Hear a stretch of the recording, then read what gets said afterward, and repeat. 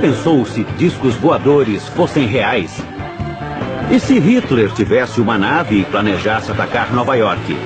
E se os norte-americanos desenvolvessem um disco voador impossível de se detectar e a CIA utilizasse alienígenas invasores como disfarce para projetos militares ultra-secretos?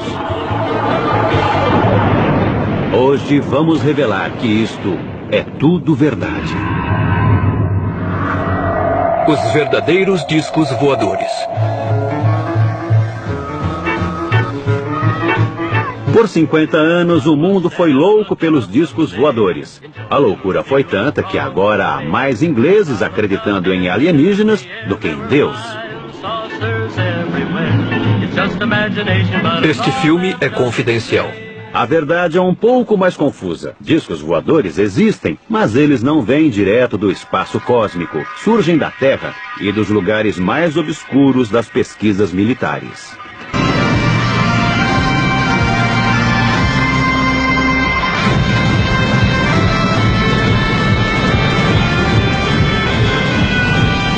Em 1961, o mundo conheceu que seus construtores declararam ser o primeiro disco voador verdadeiro, inventado por este homem.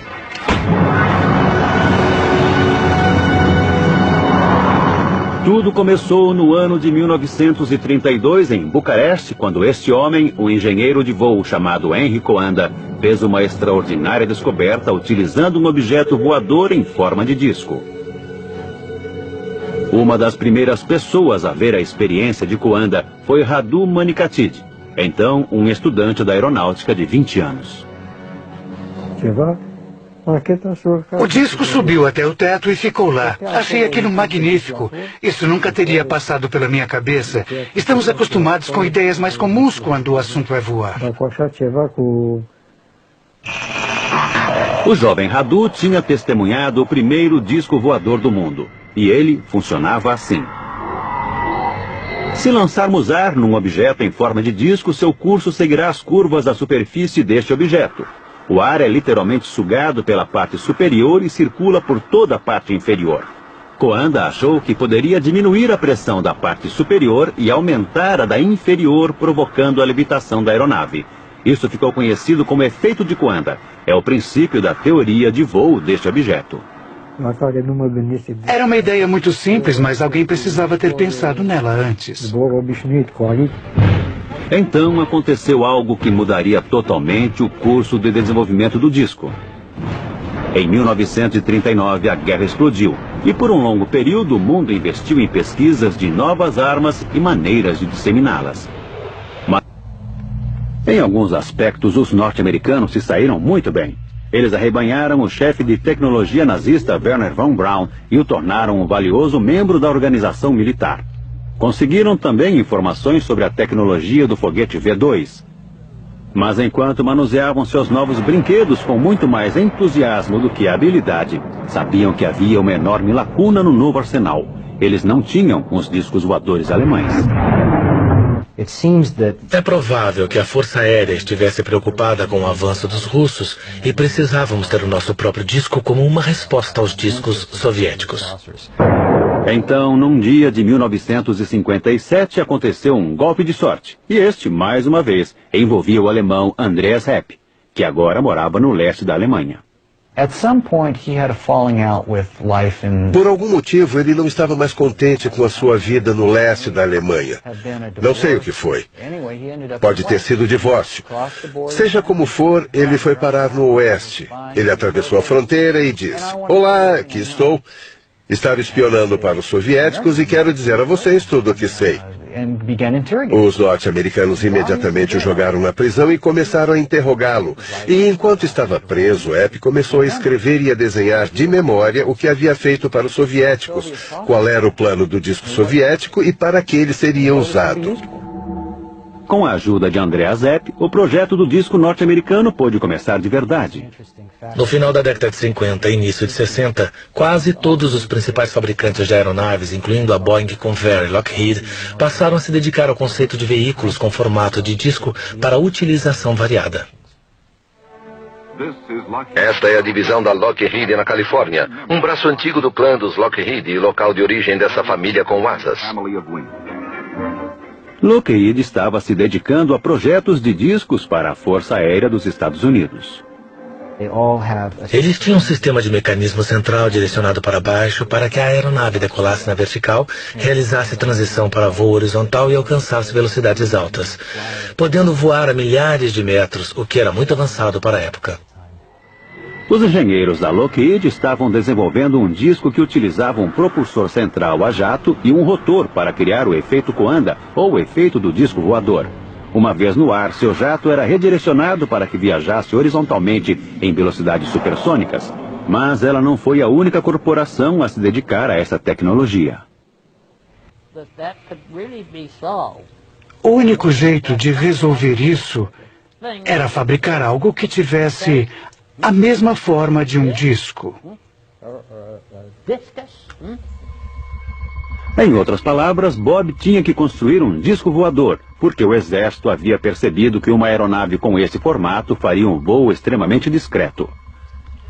Aviões convencionais são detectados, pois refletem os sinais emitidos pelos radares. Um disco, ou disco voador, por outro lado, devolve sinais imprecisos e confusos. O projeto da aeronave invisível ao radar causou um enorme alvoroço nos círculos militares. E um dia, algumas figuras sombrias visitaram Bob. Bob relutou, mas concordou. Desenhar um objeto em forma de disco imperceptível ao radar. Eu nunca faria isso novamente. Sofrer essa pressão, viver nesse clima falso. Não podíamos falar com ninguém, exceto em alguns lugares escolhidos por eles. Enquanto a CIA mantinha Bob na escuridão, outra aeronave estava sendo trazida à luz.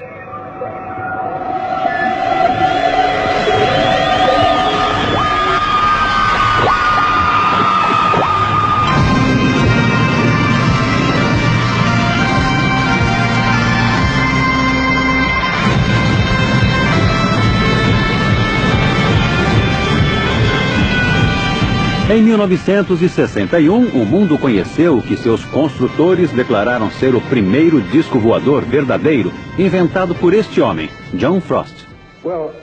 Bom, o exército dos Estados Unidos estava interessado num veículo que pudesse voar próximo ao chão, que não fosse impedido por barricadas, rios e que saltasse sobre cercas e árvores. Entretanto, havia problemas concretos com o Avrocar, como recorda Doug Garland, um dos engenheiros de túnel aerodinâmico. Testamos o Avrocar numa passagem subterrânea, mas era muito estável. Se jogarmos um prato ou uma calota no chão, a tendência é ela girar dessa maneira. O Avrocar tinha esta tendência. Quando o Avrocar foi apresentado ao público, todo o projeto já havia sido abandonado. Na verdade, o Avrocar não era um disco voador. Era a primeira aeronave flutuante do mundo.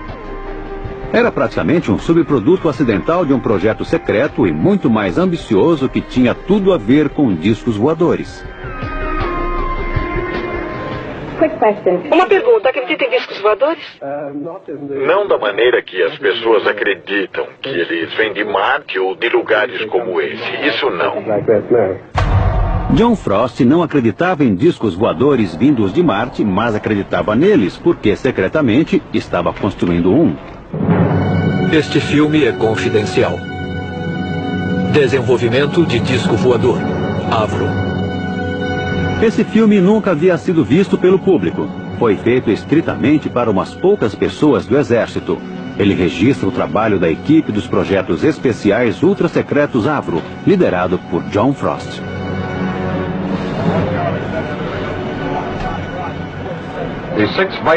O conjunto do motor Viper foi construído pela Avro Aircraft Limited para desenvolver o sistema de força de uma aeronave de plataforma circular. Ele é constituído por uma estrutura com 6 divisões, excluindo a asa externa, a cabine de comando, vias de entrada de ar e os controles de voo. Frost estava construindo um disco voador supersônico com a potência de um enorme jato. Seu codinome, Projeto Y, ou Sistema de Armas 606A. No final, eles perceberam que haviam conseguido um considerável avanço para o advento do disco voador. E também recorreram à tecnologia do disco alemão. John Frost tinha conhecimento das pesquisas sobre desenvolvimento de discos voadores realizadas pelos alemães na época da guerra. Elas eram possivelmente a base do que ele presenciou pelo mundo como sendo discos reais.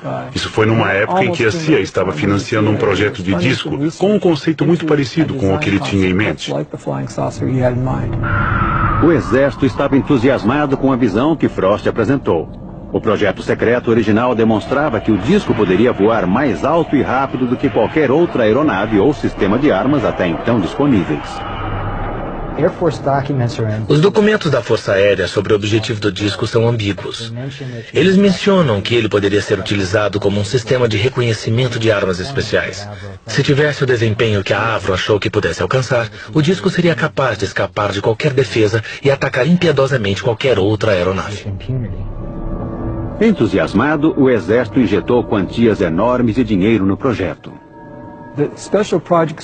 O grupo de projetos especiais tornou-se com isso uma entidade. Conseguiram um lugar na área de teste de voos e começaram a se dedicar ao que Frost via como uma forma ideal, um disco voador completamente circular. Eu não tinha ideia de que pudesse existir algo como grupo de projetos especiais, porque tudo era considerado ultra secreto.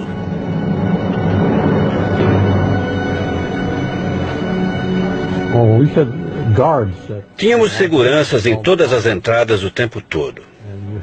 E era necessário o uso de um distintivo especial com um pontilhado colorido que permitia a entrada na área de projetos especiais. Eu era projetista sênior do grupo de projetos especiais. Comecei a trabalhar no 606A como projetista do supersônico para a Força Aérea dos Estados Unidos. E o projeto foi, de fato, o mais ambicioso criado por projetistas da aviação. Uma aeronave com a fuselagem inteiramente fechada, um disco voador.